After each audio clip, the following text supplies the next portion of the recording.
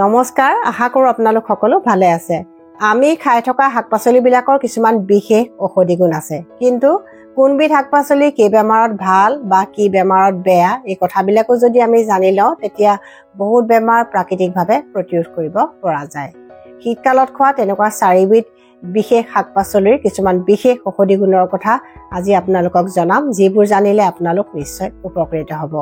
আৰু আপোনালোকেও যদি এই পাচলি কেইবিধৰ বিষয়ে কিবা নতুন কথা জানে তেন্তে কমেণ্ট কৰিব, যাতে আমি ইজনে সিজনৰ পৰা নজনা কথাবিলাক শিকিব পাৰোঁ। শীতকাল বা উইণ্টাৰ ছিজনত নেচাৰেল মাল্টিভিটামিনৰ দৰে কাম কৰা 4বিধ পাচলিৰ নাম হৈছে পালেং শাক, গাজৰ, বিট আৰু ব্ৰকলি।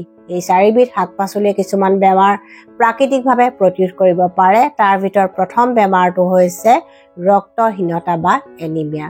এই 4বিধ পাচলিত আছে প্ৰচুৰ পৰিমাণে আইৰণ, ফলেট আৰু ভিটামিন চি, যিয়ে ৰক্তহীনতা বা এনিমিয়া প্ৰতিৰোধ কৰিব পাৰে।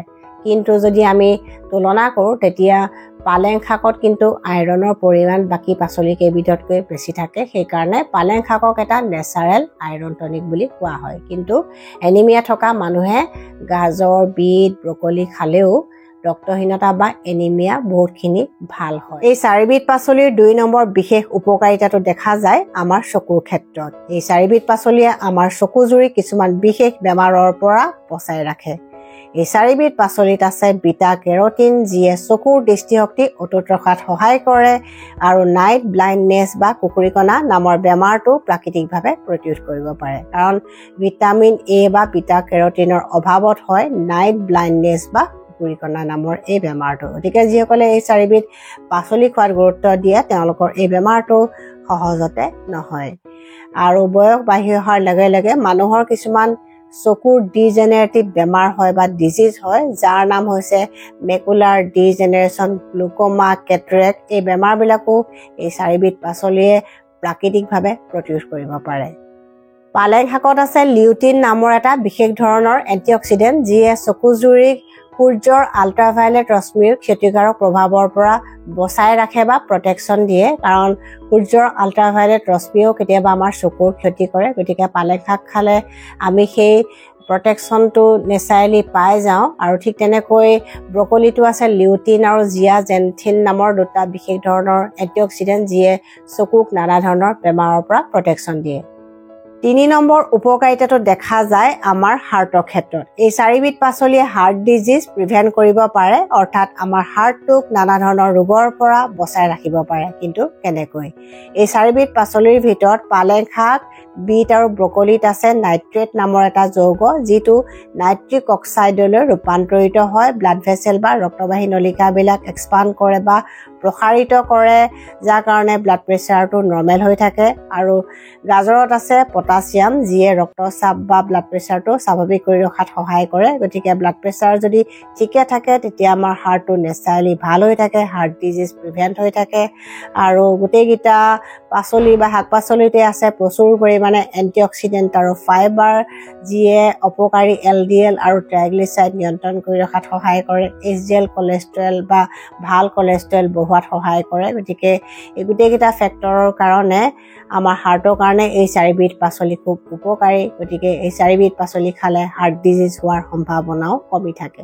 4 নম্বৰ উপকাৰিতাটো দেখা যায় ৱেইট লছ বা ফেট লছৰ ক্ষেত্ৰত। এই 4বিধ পাচলিয়ে দেহৰ এক্সট্ৰা চৰ্বি বা ফেট কমোৱাত সহায় কৰে।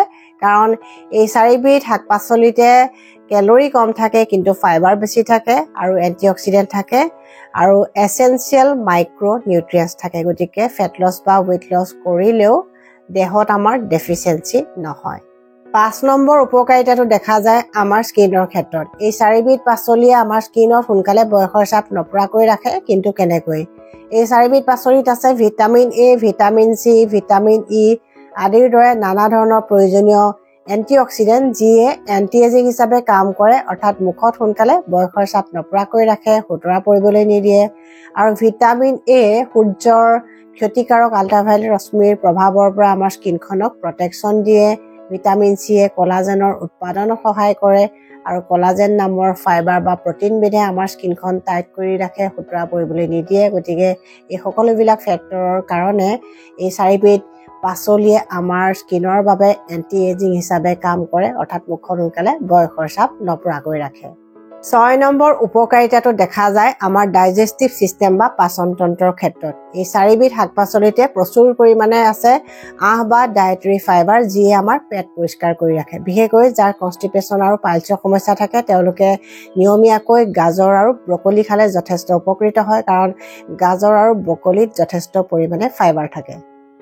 7 নম্বৰ উপকাৰিতাটো দেখা যায় আমাৰ ব্ৰেইন বা মগজুৰ ক্ষেত্ৰত। এই চাৰিবিধ শাক-পাচলিত থকা নেচাৰেল ভিটামিনসমূহে আমাৰ মগজু বা ব্ৰেইন আৰু স্নায়ুকোষসমূহক পুষ্টি যোগান ধৰে, অৰ্থাৎ নেচাৰেল মাল্টিভিটামিনৰ দৰে আমাৰ ব্ৰেইনটোৰ কাৰণেও এটা নেচাৰেল ব্ৰেইন টনিকৰ দৰে কাম কৰে, স্মৃতিশক্তি, মেধাশক্তি বৃদ্ধি কৰে আৰু মগজুক সক্ৰিয় কৰি ৰাখে।